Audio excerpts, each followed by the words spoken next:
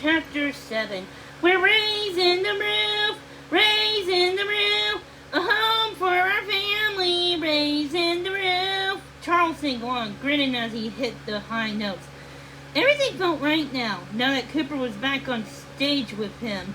He looked down at the little dog as usual. Cooper seemed completely comfortable, and he smiled his own little doggy smile and howled happily, "Awoo!" His bat ears twitched as he gazed up on Charles. "Isn't this fun?" The roof raising song was in the first scene of the second act. The scene was full of people. All the men and boys in the Smythe family, plus some distant cousins and other settlers who had come to help. In the plane, the Smythes were moving up in the world, building a real house to live in instead of their tiny, rough cabin.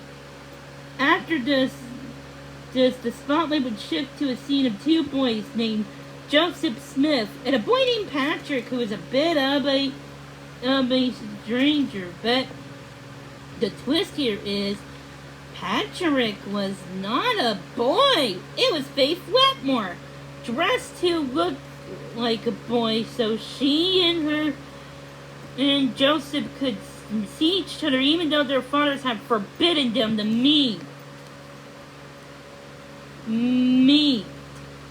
The audience would understand when they saw her hair spilling out from beneath her cap as she and Joseph kissed behind the barn.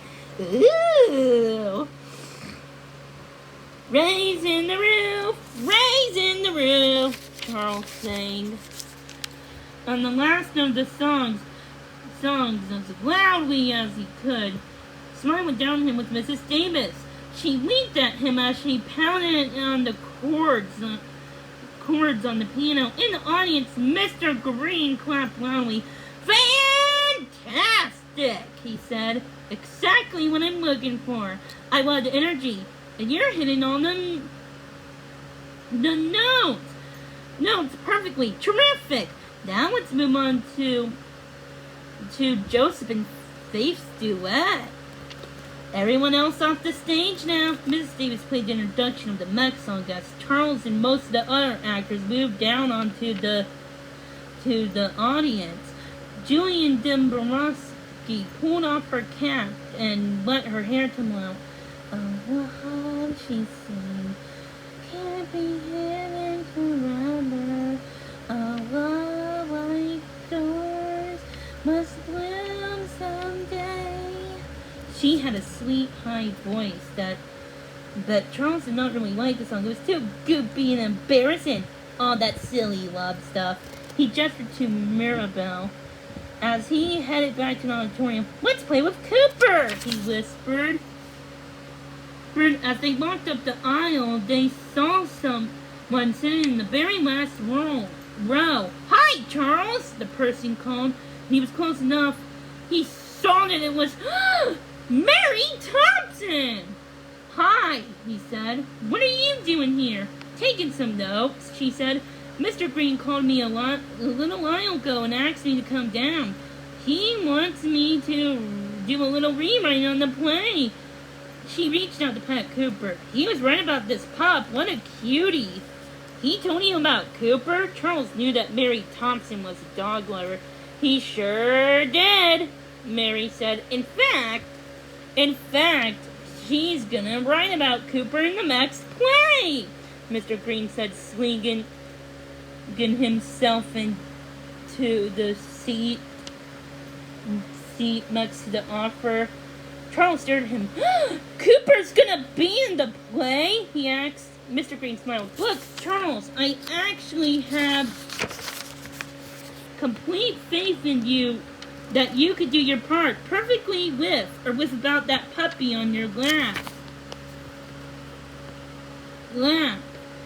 But at this point, I don't know if I'll ever have time to convince you of that. So yes, in the play, little Jasper and little Grace Smythe will now have their very own puppy. I think the pooch will add a lot to this show." Charles felt his belly roll over at the reminder that the time's running out. "Show time!" that weekend. Yikes! But then he reached down a hand to pet Cooper's thick fur and smiled. So what? He could do it. He would have his pal by his side. Mary Thompson cleared her throat. You know, she said to Mr. Green, a corgi's not exactly hysterically accurate. Red. I think the senator should have been more likely to have some kind of mutts, or maybe even some spaniels. Mr. Green waved a hand. I know, he said. But have you seen what this little guy can do? The audience is gonna love him! Mary Thompson smiled at Cooper and reached down to scratch his ears. It's true. He's very lovable. Charles wondered when either Mary might be interested in adopting Cooper, but now was not the time to act. He's smart too, he said. He already knows 10 tricks already. He does? Asked Mary. What are they? We're not sure, said Charles. So far we only figured out 9. He counted on his fingers and listed them. He can sit and shake, lie down and roll over, and play dead. Cooper sat, then held up a paw, then plopped all the way down to the floor with his chin beneath his paws. Everybody cracked up. He looked down at them with a what's the big deal expression. He then rolled over quick as a leaf, jumping to its feet and flopping down to his side and lay very still, playing dead. Just following orders. Those are great, said Mary. I'm sure you can work some tricks into the scenes. Like, for example, you can tell him to sit when the guy playing your father comes into the room in Act 2.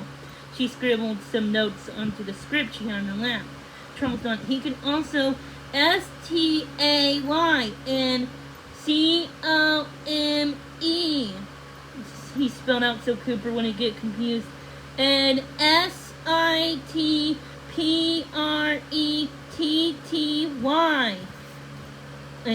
Miss Mary Thompson looked puzzled. What was the last one? Sit pretty? Immediately Cooper sat up on his back legs and with his front paw held out. Everybody laughed again. A star is born, said Mr. Green.